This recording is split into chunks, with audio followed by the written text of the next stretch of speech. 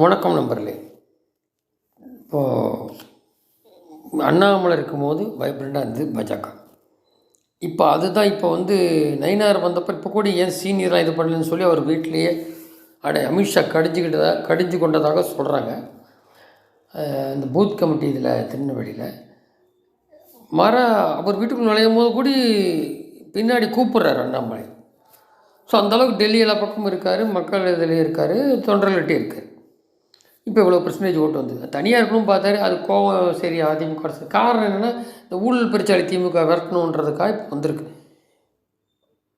அதான் இப்போ அதாவது எப்போவுமே லாங் டைம் தான் பாஜக யோசிப்பாங்க.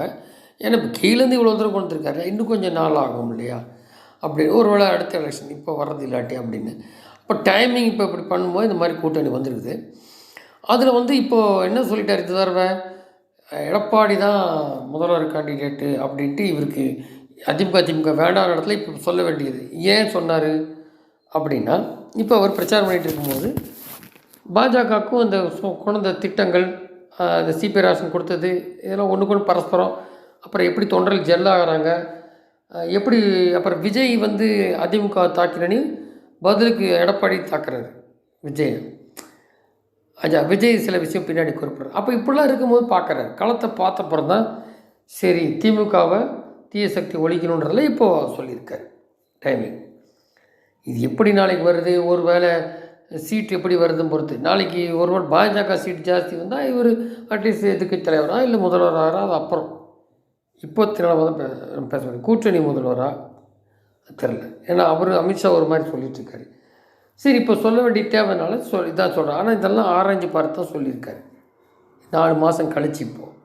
சரியா? ஸோ விஜய் இந்த டெக்கரம் மெயின்டைன் பண்ணுறதில்ல, பேச்செல்லாம் சரியில்லை. அவ்வளோ காலமாக இருக்கிற மோடி ஆர்எஸ்எஸ்லாம் இவங்களுக்கு என்ன இலக்காரமாக இருக்குது. அப்போ அவர் ஜாதி மத அரசியல் மாதிரி தான் இருக்கார் ஒரு கூட்டுக்குள்ளே. அதோடு இருந்துக்க வேண்டியதான். எப்படி முஸ்லீம் கிறிஸ்டின் ஓட்டுக்காக திமுக இருக்கோ அந்த மாதிரி. அப்போ அது இவ்வளோ தூரம் செஞ்சுட்டு வந்துட்டுருக்காரு. காங்கிரஸ் அதெல்லாம் செய்கிறாரு. ஆனால் அதுக்கு இவர் பேர் சொல்கிறார். அதே ஸ்டாலின் பிடிக்கல, அவர் முதல்வரும் போது அவர் சொல்கிற கூட்டம் தான் ஸ்டாலின். அப்போ அவரை மாமான்னு சொல்லக்கூடாது, மாமாவோ அங்குளோ அப்படின்றதே அண்ணாமலை குறிப்பிட்றாரு. ஸோ இது மாதிரி திறந்தாழ்ந்தும் போது இதுக்கு உதாரணம் பார்த்தீங்கன்னா இவர் நாங்கள் வந்துடுவோம் அப்படிங்கிற அது மனக்கணக்கு. விஜயெல்லாம் வர்றதுக்கு சாத்தியமே இல்லை, எப்போவுமே இருக்கான்றது 2வது பட்டம். இப்போ நிலைமையை ஃபஸ்ட் சொல்லுவோம். இதில் 2-3 விஷயம் பார்க்கணும். இப்படி என்டி ராமராவ் எம்ஜிஆர்லாம் வந்தாங்கனாக்கா அவர் காங்கிரஸ் இருந்தார், இவர் திமுக இருந்தார். அப்போது அப்படியே வரும்போது அது கூட ப்ளஸ் ரசிகர்கள் பொதுமக்கள் இருக்காங்க. அப்போ தேவை